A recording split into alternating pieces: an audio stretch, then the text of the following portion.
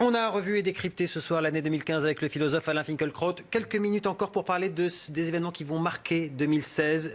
L'homme qui pourrait bien marquer 2016, on part aux États-Unis évidemment, c'est lui, Donald Trump, qui caracole en tête de tous les sondages pour représenter les républicains à l'élection présidentielle. Son succès, ça vous inspire quoi? Vous imaginez que cet homme puisse être président de la plus grande puissance du monde? Écoutez, dans un livre qui s'appelle « Se distraire à en mourir », Neil Postman, un sociologue américain, évoquait, par contraste avec la réalité américaine actuelle, le débat entre Lincoln et son adversaire, dont j'ai oublié le nom, au milieu du 19e siècle. Ce débat, ou ces débats, duraient plus de 6 heures. Et aujourd'hui, on en est là. Si par malheur, ce monstrueux imbécile qui est Donald Trump devait être élu, cela signifierait que l'entertainment a tué les États-Unis d'Amérique. Mais je crois quand même que les Américains se ressaisiront. Le coût d'édition, puisque vous êtes un homme de livre, on va parler de ce qui pourrait être un des coûts d'édition de 2016, signé indirectement d'une certaine manière Adolf Hitler. Les droits de son livre Mein Kampf tombent dans le domaine public, pas plus tard que vendredi, donc ça veut dire que dans 2 jours, il pourra en théorie être réédité par qui veut. Fayard a un projet de traduction assorti d'une analyse critique qui fait déjà couler beaucoup d'encre. Votre avis là-dessus? Écoutez, dans un contexte normal, la réédition critique de Mein Kampf pourrait présenter un véritable intérêt. Mais nous ne sommes pas dans un contexte normal. Dans certains pays du monde arabo-musulman, Mein Kampf n'est pas un best-seller comme les protocoles des sages de Sion, mais a beaucoup de succès. La Turquie est le pays où Mein Kampf est roi.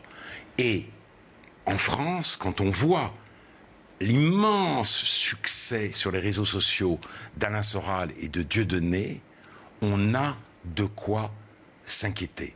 Donc j'aimerais personnellement que ce livre-là continue à être interdit. Dernière image, juste un petit clin d'œil pour vous. Ça sera le 28 janvier. Regardez. C'est le plus grand événement. Regardez ce photomontage qu'on a fait. Vous allez me dire s'il vous plaît. Regardez. Oh là. Dans le bel habit d'académicien, le 28 janvier prochain. Le discours est... encore mon habit. Vous l'avez pas encore? Non, mais je vais l'avoir. Mais vous avez le discours? Ah bah oui. Vous l'avez déjà préparé? Ah bah oui. Alors, sous la coupole, vous dites quoi? Oui. Sans tout déflorer, non, mais vous dites... Non, mais l'idée, allez, l'esprit de la lettre. Je suis attendu au tournant. On a discuté du climat intellectuel aujourd'hui.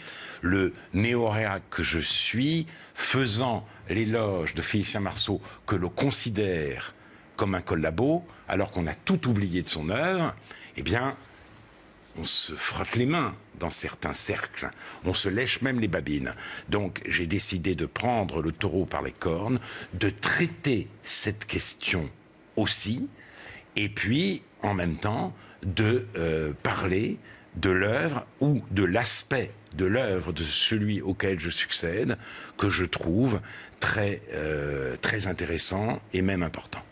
Vous vous sentez déjà un peu immortel? Non, pas du tout.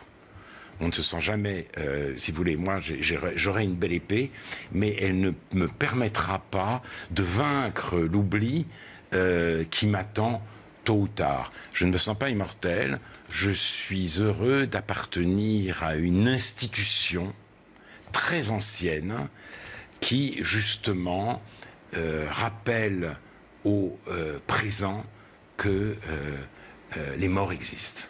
Merci Alain Finkielkraut d'avoir joué le jeu de ce grand décryptage de l'année 2015 avec une petite projection 2016. Merci à vous de nous avoir rejoints et accompagnés ce soir sur ce plateau. Vous restez avec nous à suivre un réveillon sous très haute surveillance. Vous l'avez compris, on vient de repasser 2015. Ça n'est pas terminé. Effectivement, l'inquiétude, la menace terroriste qui est toujours là. À Paris, par exemple, 80% des forces de police seront sur le pied de guerre demain soir. On en reparle juste après la pause. À tout de suite.